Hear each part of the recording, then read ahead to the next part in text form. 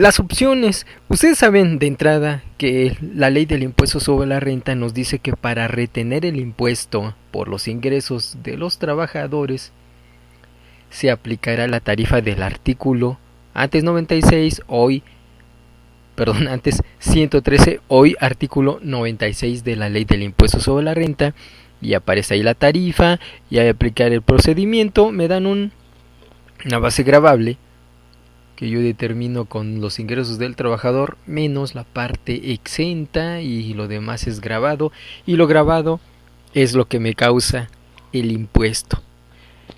A la base gravable lo someto a la tarifa del artículo 96, me ubico entre el límite inferior y el límite superior. Ya que está ubicado, le resto el límite inferior, me da un excedente, lo multiplico sobre el mismo renglón por el porcentaje aplicable al excedente, me da un impuesto marginal, le sumo la cuota fija, que también está en la tabla en el mismo renglón, y lo que me dé es el impuesto causado. Si tengo derecho y dentro de mi ingreso me da para calcularlo, aplico el subsidio para el empleo, y la diferencia va a ser mi cantidad a pagar, o lo que me van a retener, o lo que me van a pagar si es que el subsidio supera el impuesto. Bueno, pues este procedimiento yo creo ya de todos es conocido, eso no creo que tenga problema. Pero ahora, el reglamento de la ley me da algunas opciones para cualquier detalle siempre que sea aplicable. Uno de ellos es el que me dice el artículo 143 del reglamento. Este sí cambió. Bueno, no cambió de texto. Afortunadamente no cambió de texto. Antes 143, hoy 167. Y básicamente lo que me dice es que pueda yo aplicar opcionalmente el salario mínimo del área geográfica de donde esté el centro de labores, o el de domicilio del trabajador. Vamos a buscarlo para verlo textualmente. Dice artículo 143 del nuevo reglamento, obviamente dice: los contribuyentes que paguen el impuesto a su cargo en términos del título cuarto, que es personas físicas, capítulos 2 y cuarto, de la ley, que para la realización de las actividades por las que paguen dicho impuesto utilicen inmuebles sujetos al régimen de propiedad. Me equivoqué. Perdón. Estaba yo leyendo uno que no era. Pues es que 143 es de la ley del reglamento anterior. Entonces lo que debo de hacer es irme al que hoy tendría este texto anterior, 143, y yo estoy leyendo el 143, pero de la nueva ley. Aquí está. Es el 167 de la nueva ley anterior, 143. Ahora sí. Dice: quienes hagan pagos por los conceptos a que se refiere el artículo 94 de la ley, que sí que es para personas físicas, para efectos de aplicar los procedimientos establecidos en los artículos 96, donde está la tarifa, y 97 de la ley, podrán considerar el salario mínimo general del área geográfica que le corresponda al lugar donde el trabajador preste sus servicios, salvo que éste le hubiera solicitado por escrito que se considere el salario mínimo general del área geográfica que corresponda a su casa habitación. Fíjense, yo creo que este texto estaba por demás. ¿Por qué por demás? Porque acuérdense que también una de las modificaciones que hubo recientemente es que el salario mísero ya está homologado. Hace meses desaparece zona C y solamente queda A y B. Pues hoy se homologa, desaparece para estos efectos zona A y zona B, y todo es zona A. Entonces el salario mísero aplicable para todo el país es de 70.10. Entonces, por eso yo les digo que este artículo del reglamento, pues porque como que estaba de más, ¿no?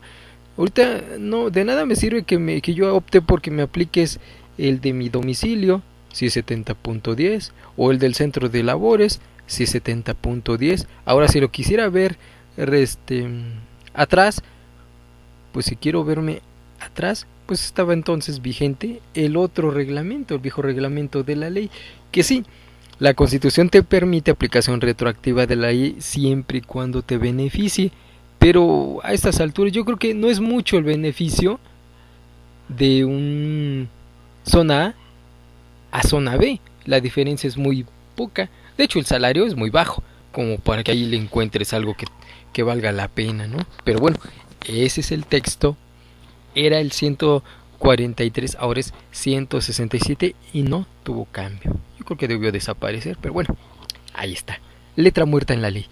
Artículo 144 de la ley anterior y hoy es 175, y este se refiere a lo siguiente: que yo tenga retenciones por cantidad de trabajo, porque yo le pague a alguien por una tarea que va a realizar. No lo voy a contratar de planta, o sea, no va a estar trabajando conmigo. A lo mejor tengo ahí en mi empresa, afuera está la gente que trabaja, por ejemplo, en Hacienda o en las fábricas, ¿no? Ahí en las fábricas hay mucha gente en los alrededores, porque algunos venden en los puestecitos esos ambulantes, o le dan servicios de vendedores así a la gente que sale por ahí. Si se me ocurre que necesito cambiar una puerta, por ejemplo, o pintar mi inmueble, yo le digo a alguno de ellos: oye, si no tienes nada que hacer, vente, píntame mi inmueble y te pago X cantidad. ¿Y cuánto te tardarías? Pues a lo mejor, no, pues que 3 días. Híjole, ojalá puedas en 2 días. Pues si escucharon en la mañana mitología fiscal, pues estuvimos platicando un poco acerca de esto. O sea, nosotros ya nos adelantamos con la capacitación y nuevamente estamos aquí capacitando. Acuérdense, ojalá sigan estas transmisiones, ojalá les parezcan útiles y necesarias. Escuchen todos los viernes a las 12 del día mitología fiscal, y todos los viernes a partir de las 8 de la noche por aportaciones fiscales, la velada fiscal. Esto es lo superlativo en materia de capacitación online. Ok, dice aquí, voy a ponerles el ejemplo, y de hecho si ustedes quieren este ejemplo, con todo gusto se los puedo proporcionar. Déjenme su mensaje aquí en el Facebook, y inmediatamente yo les hago llegar el material. Sí, efectivamente voy a subir este video, les voy a incluir el material en el video de estos ejemplos. Y el ejemplo dice así: para este caso, una empresa constructora contrata a una persona exclusivamente para efectuar instalaciones eléctricas, para lo cual le hacen un anticipo por la cantidad de 10,000 pesos y una cantidad restante por 5,000 al cabo de 5 días. Al no tratarse de una semana completa, se opta por determinar la retención en base al trabajo realizado y no al número de días laborados.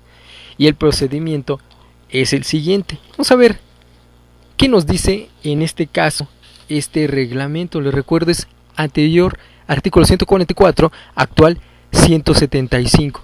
Y dice el 175. Hay que acostumbrarse a leer los nuevos reglamentos. Dice aquí: las personas obligadas a efectuar retenciones en términos del artículo 96 de la ley, cuando paguen en función de cantidad de trabajo realizado y no de días laborados, podrán optar por efectuar la retención de acuerdo con lo establecido en dicho artículo o de acuerdo con el siguiente procedimiento. Y ahora sí, dice fracción 1: considerará el número de días efectivamente trabajados para realizar el trabajo determinado.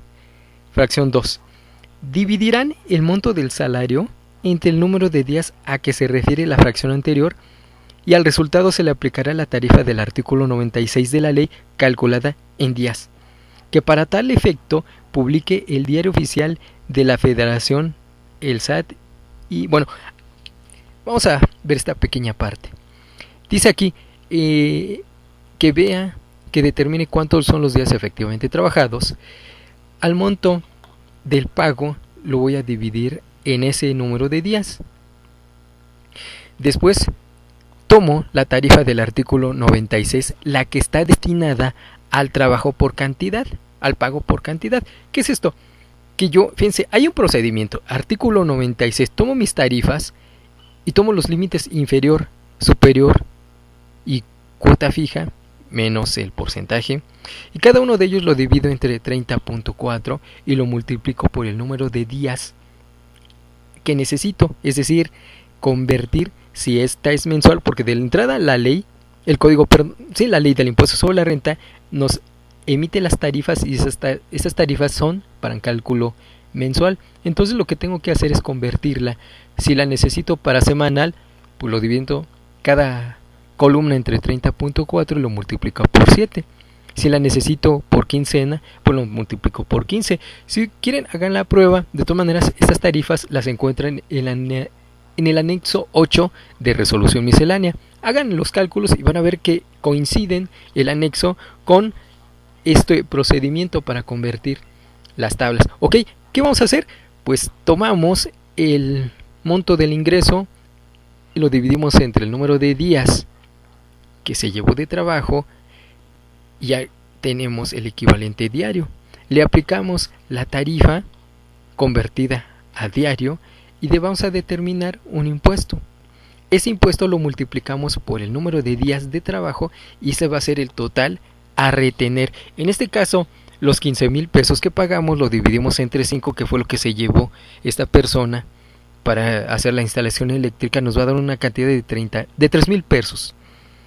A esos 3,000 los someto a las tarifas y me va a dar 3,000 menos el límite inferior, 2,741. El excedente es 258.77. Por el porcentaje sobre el excedente del 34%, me va a dar un impuesto marginal de 87.98. Sumo cuota fija de 715.05 y ahora sí, mi impuesto por esta tarifa es de 803.03. Recordemos que nos tardamos 5 días en ese trabajo, lo multiplicamos por 5 y nos va a dar 4,015.17. Entonces, a esta persona de los 15,000 pesos le retengo 4,015 y me va a dar el neto, la cantidad a pagar. Aquí hay algo muy importante. La opción es, como su nombre lo indica, opcional. Puedo hacer el cálculo, comparar con el que me resultaría si aplicara la tarifa mensual, y como no es una persona que va a estar conmigo, pues por beneficiarlo puedo tomar la tarifa que salga más barata, ¿no? Y ahí ya tendremos cuál sería la mejor opción para pagarle, para beneficiarlo de alguna manera. ¿Ok? Pues bien, dentro del material les envío también esta comparación entre la tarifa mensual y aplicar el procedimiento del reglamento artículo 175. No tuvo cambio, igual, permanece igual. Siguiente opción: retención del impuesto sobre la renta por días acumulados. Sí sucede, ya no es muy frecuente, pero llega a suceder. Esto fue hace ya algunos años. Todos los que trabajaron en el gobierno en algún momento, me tocó trabajar en Banco Mundial con Profepa en materia ambiental, y era el problema de cada año. Y los que ya son fiscalistas de muchos años seguramente recuerdan cómo se aprobaba la reforma fiscal. Estaban todos en las cámaras, en sus curules, 31 de diciembre, ya con sueño, todos aprobando el paquete fiscal. Hoy, porque cambia la Constitución para obligar en el mes de septiembre. Pero anteriormente no tenían ese plazo y todo quedaba hasta diciembre. Pues ahí estábamos todos a espera de la aprobación y de la promulgación. Pues bien, el 31 de diciembre aparece publicado la reforma fiscal, si es que la había, la ley de ingresos de la Federación, porque es muy importante, y meses después el presupuesto de egresos de la Federación, cuando debería ser igual, o incluso el presupuesto de egresos de la Federación debió publicarse con anterioridad, pero bueno, ya costumbre que se tenía. ¿Y qué pasaba con esto? Pues que como el presupuesto de egresos de la Federación tardaba en aprobarse, no se podía pagar gasto de inversión, porque han de saber que en su momento también el pago a los trabajadores del sector público se consideraba como gasto de inversión y como no había aprobado el presupuesto no se les podía pagar. Entonces se tardaban por ahí de marzo, principios de abril, para que se emitiera el presupuesto de egresos ya aprobado y entonces sí se les pagaba a esos trabajadores del sector público acumulado. Ese es un ejemplo de lo que podía pasar. Que hay algunos otros detalles, por ejemplo, que no hay dinero en la empresa o que están en huelga, algo que haya sucedido, algún caso fortuito o de fuerza mayor que impidiera el pago de los trabajadores. Pues bien, por lo mejor pasaba un mes o 2 meses y era una opción para la retención de los trabajadores cuando se hubiera acumulado varios días, sin responsabilidad obviamente para el trabajador. Este era artículo 148 del reglamento anterior y hoy artículo 163 del nuevo reglamento de la ley del impuesto sobre la renta. Pues bien, vamos a leerlo. Es el artículo 163. Si lo encuentro porque ya se me perdió. Aquí está. Cuando por razones no imputables al trabajador obtenga en una sola vez percepciones gravables correspondientes a varios meses distintos de la gratificación anual, de la participación de utilidades, de las primas vacacionales o dominicales, el pago provisional se calculará conforme a lo siguiente. Ojo, aquí dice esto, excepto gratificación anual o aguinaldo, PTU y primas vacacionales. Aquí dice que a estos no le puedes aplicar este procedimiento y ahorita les voy a decir por qué. Porque en estos casos, estos conceptos ya tienen un tratamiento específico. Y bueno, el procedimiento es el siguiente. Fracción 1.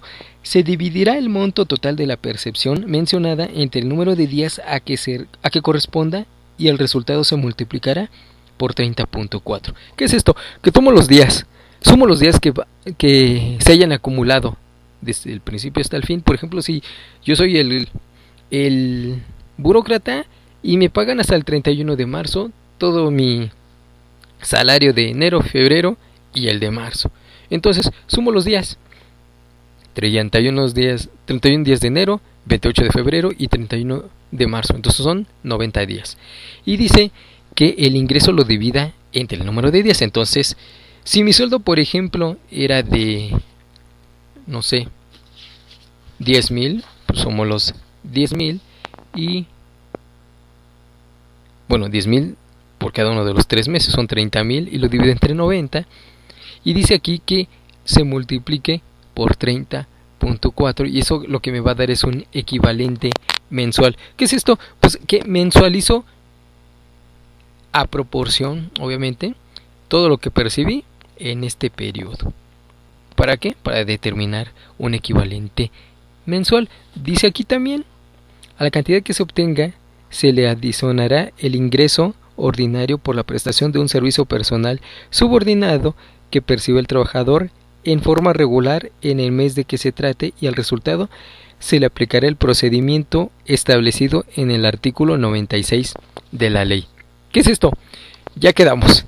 El total del ingreso percibido lo divido entre el número de días, lo multiplico por 30.4, que fue sacar el equivalente diario, luego elevarlo al mes y le sumo el sueldo ordinario del mes, lo que generalmente obtenga el trabajador, y a esto le voy a aplicar la tarifa del artículo 96. Es como determinar un ISR, ¿no? Con un procedimiento un poco más laborioso.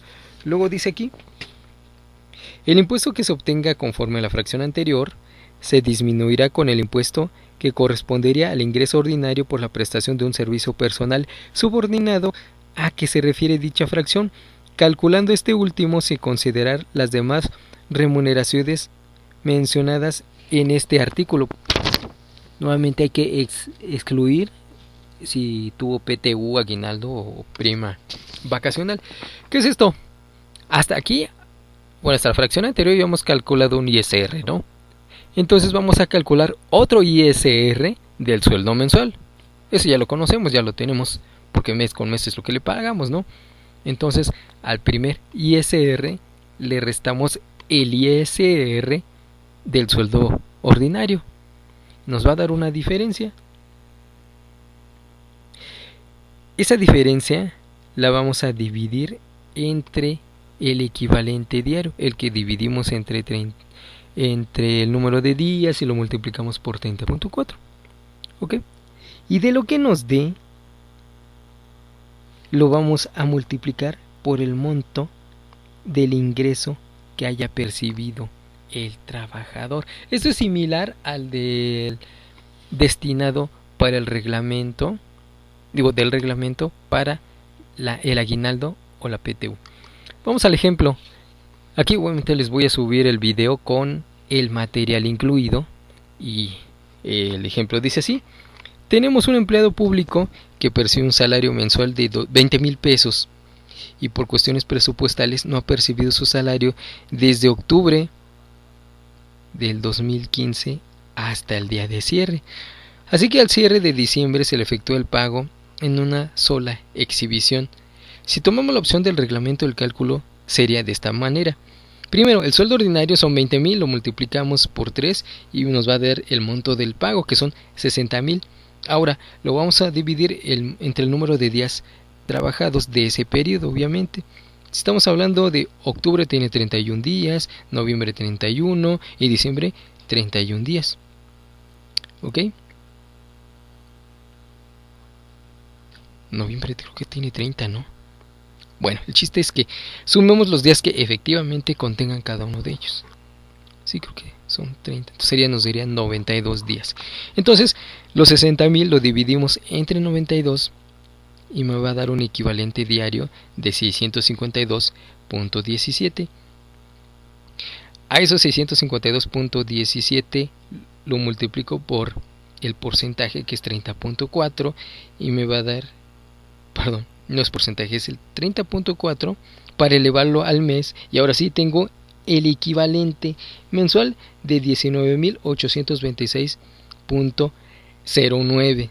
A esto, lo que nos dice el reglamento es que le sumo el sueldo mensual ordinario de 20,000 pesos y va a tener una primer base de 39,826.09.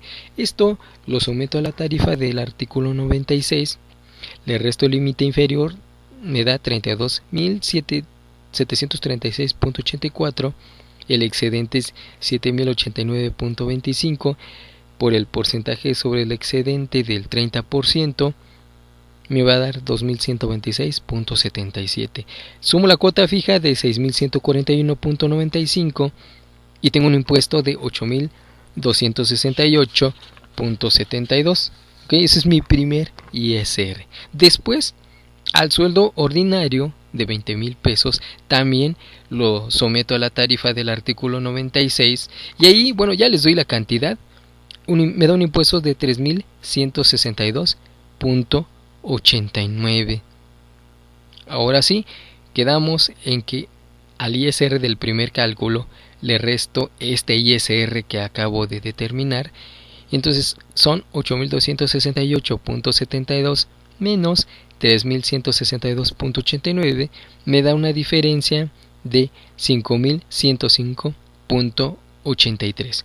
Esto lo divido entre el equivalente mensual que habíamos calculado de 19,826.09 y ahora sí me da una tasa efectiva de 25.75. Ahora tomo el monto del pago, es decir, los 60,000 pesos que me están pagando acumulado, le aplico esta tasa efectiva de 25.75% y mi ISR a retener es de 15,451.87. Nuevamente les recuerdo, aquí vale la pena hacer el cálculo previo antes de efectuar la retención para saber qué es lo que más conviene. No necesariamente porque es el reglamento me va a permitir una retención menor. A lo mejor sucede un revés y me sale más caro con la opción del reglamento que directamente a la tarifa del artículo 96. Puede suceder, no niego esa posibilidad. Pues bien, este es el procedimiento en el caso de que tenga ingresos acumulados de más de un periodo. El otro, fíjense que nos otorga muchos beneficios. El de la retención anualizada, ¿Qué pasa si yo quisiera hacer la retención igual, uniforme, de enero hasta diciembre? Fíjense, esto me evitaría trabajos, tiempos en el medio año, ¿no? Que yo, sin preocuparme de los cálculos mensuales, yo determino una tasa, un impuesto más bien, fijo, de enero hasta diciembre. Puede suceder, pero también hay que analizar. Puede que no sea lo más conveniente, pero lo más seguro es que sí haya beneficios, menos trabajo. Ok, pues vamos a ver inmediatamente después de esta siguiente pausa musical. Nos vamos unos minutos y regresamos aquí en La Velada Fiscal, lo superlativo en capacitación electrónica. Les estaba comentando acerca de la posibilidad de fijar una retención igual, uniforme, de enero hasta diciembre. No importa que, por ejemplo, en diciembre hayas obtenido el aguinaldo, o si tú ya fijaste un bono asegurado en determinado periodo del año. Si es conocido con anticipación, mucho mejor. Pues bien, esta posibilidad está contenida artículo 147 del reglamento viejo, artículo 177 del nuevo reglamento. Tampoco tuvo cambios. Sí, afortunadamente, aunque son un poco a veces complicado, ya que se le entiende, la verdad es que sí es sencillísimo y rápido de seguir. Dice aquí, artículo 177, las personas obligadas a efectuar retenciones en términos del artículo 96 de la ley podrán optar por efectuar mensualmente la retención que resulte de acuerdo con dicho artículo, debiendo expedir el comprobante fiscal respectivo o conforme al procedimiento siguiente. ¿Qué es esto? Fracción 1.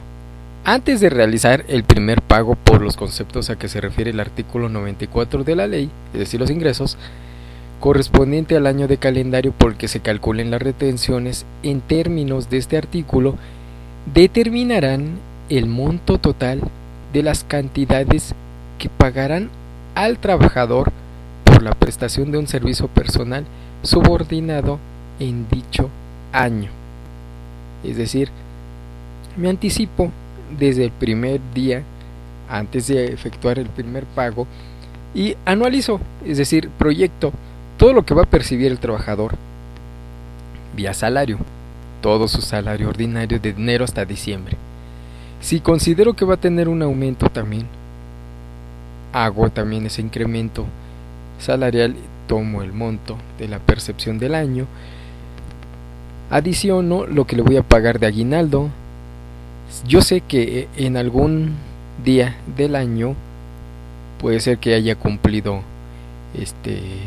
su aniversario, a lo mejor tiene más de un año en mi empresa, todo lo considero y con esto acumulo todos sus ingresos del ejercicio. Y dice aquí, siguiente fracción, el monto que se obtenga conforme a la fracción anterior se dividirá entre 12 y a la cantidad a ser determinada se le aplicará el procedimiento establecido en el artículo 96 de la ley. El resultado obtenido será el impuesto a retener. ¿Qué es esto? Ya hicimos esta parte de sumar todos los ingresos, ¿no? Lo que nos dice la siguiente fracción es dividirlo entre 12 y entonces tener un equivalente mensual. A ese equivalente mensual le aplicamos la tarifa del artículo 96 y me da mi impuesto a retener mensual. Es decir, que con esto, esta cantidad que obtenga es la que voy a retener desde enero hasta diciembre. Y así me evito que en algún momento pues no me alcanzara para lo de las retenciones, o que fuera demasiado, o es más, por cuestión de tiempo, que tengo que checar quiénes tienen ingresos, a que se les pagó a lo mejor la prima de vacacional y ese tipo de cosas. Pues como yo ya hice el cálculo anticipado, ya no tengo que recalcular, ya lo hice cada mes y va a ser la misma retención. Ojo, esto sin considerar que pudiera haber descuentos. Si hay un descuento, hay que recalcular todo el impuesto por todos los ingresos, pero con la cantidad real. Si por ejemplo un incremento salarial y no lo considere desde el principio, hay que también hacer nuevamente el recálculo del ingreso anual. Entonces, la intención de este artículo, de esta opción, es que pueda fijar una retención mes con mes y me olvide de la talacha en cada periodo de pago. Pues yo creo que sí es muy útil este procedimiento. Para quienes les convenga lo aplican, y la verdad que es muy conveniente en algunos casos. Por ejemplo, en diciembre, que incrementa el impuesto porque le pago el aguinaldo, y obviamente al haber más ingreso hay más retención, pero si yo apliqué este procedimiento ya no tengo que incrementar la retención, ya está incluida, repartida en cada uno de los periodos del año. Igual aquí no creo que haya falta de ponerlo, pero sí en el material les vamos a incluir un caso de una anualización para determinar el ISR a retener en cada periodo. Ok, siguiente, y este a propósito lo dejé hasta el final, el de la retención opcional para efectos de pago de aguinaldo, PTU y prima vacacional. Este ya lo conocíamos, yo creo que este no causa ningún problema, es el que más se utiliza y en estos días de pago de PTU, por ejemplo, o en diciembre para el pago del aguinaldo, pues esta opción es muy buena para a lo mejor comparándolo sale menor la retención. Entonces es el artículo 142 del reglamento actual, artículo 174, y no hubo cambios, sigue siendo el mismo texto de la ley, no hubo cambios y se va a aplicar de la misma manera que ya conocemos. Dice aquí: tratándose de las remuneraciones por concepto de gratificación anual, PTU, primas dominicales y vacacionales, la persona que haga dichos pagos podrá optar por retener el impuesto que corresponda conforme a lo siguiente. Fíjense, hay algo aquí muy interesante. Hace rato les dije que estaba excluido del otro procedimiento los pagos por aguinaldo, PTU y primas dominicales y vacacionales. Porque aquí, como les comentaba, hay un tratamiento y es el artículo 174. Inicia así: la remuneración de que se trate se dividirá entre 365 y el resultado se multiplicará por 30.4, es decir, determinar un equivalente mensual.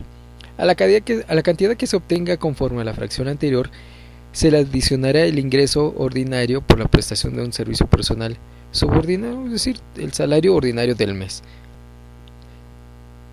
Y al resultado se le aplicará el procedimiento establecido en el artículo 96. ¿Ok? Recapitulando, la remuneración la divido entre 365 y lo multiplico por 30.4. Al comedé le sumo el sueldo mensual y a eso le aplico la tarifa del artículo 96. A este impuesto determinado le voy a restar el IS del sueldo del mes. O sea, esto es por lo del aguinaldo, por ejemplo, ¿no? Hago hasta aquí el procedimiento que quedamos, pero también le resto el ISR ordinario del mes. Nada más por el salario, ni siquiera por la adición de aguinaldo ni nada. Y dice aquí: el impuesto a retener será el que resulte de aplicar a las remuneraciones a que se refiere este artículo la tasa que se refiere a la siguiente fracción, es decir, una tasa efectiva.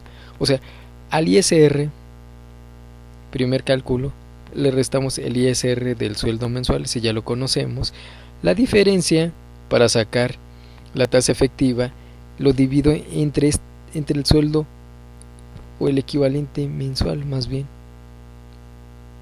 Es algo así como hacer una equivalencia mensual, porque vamos a decir que el aguinaldo equivalente a todo el año, entonces hago una equivalencia mensual, saco la diferencia contra el impuesto del sueldo ordinario, lo divido entre la cantidad, dice aquí, la cantidad que resulte de conforme a la fracción 1, es decir, el equivalente mensual, y lo que me dé va a ser mi tasa efectiva. Ahora sí, tomo el total de mi aguinaldo, le quito la parte exenta y a esto que me dé le aplico esta tasa efectiva que acabo de calcular. ¿Ok? Ahora sí, nos vamos a los números. Yo creo que la mayoría ya conoce este procedimiento, nada más para no dejar de platicarlo. Vamos a tomar igual otra vez el sueldo ordinario de 10,000 pesos y prestaciones de ley para que no haya problema. Dice aquí el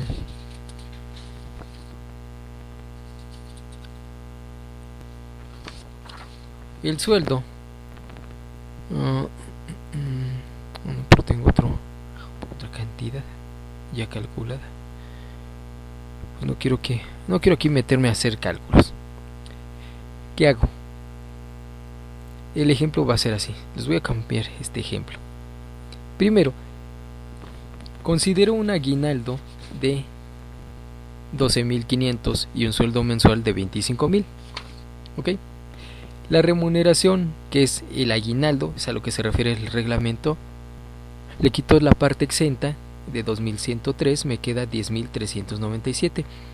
Ahora sí, fracción 1 lo divido entre 365 y me da 28.48. Ese es el equivalente diario. Lo multiplico por 30.4 y me da 865.94, que es el equivalente mensual. A ese equivalente mensual le sumo el sueldo ordinario mensual, que es de 25,000 pesos, y me va a dar una primer base gravable de 25,865.94. Ahora, a esos 25,000 pesos, que es el sueldo ordinario, le calculo también el impuesto del mes. El primer cálculo de los 25,865, de una vez les digo, el impuesto fue 4,525.91. Ahorita nada más por decirlo, aquí ya cuando tengan el video, ahí se va a ver mostrado el cálculo, ¿no? Ahora el del sueldo ordinario 25,000 me da un impuesto de 4,322. Ahora sí, al primer impuesto calculado 4,526 le resto este que acabo de calcular, 4,322, y me va a dar una diferencia de 204 cerrados. Esos 204 lo divido entre el equivalente mensual de 865.9 y me va a dar ahora sí un cociente de 0.235, lo multiplico por 100, 23.52, y ese va a ser mi tasa efectiva. Ahora sí, al aguinaldo grabado de 10,397,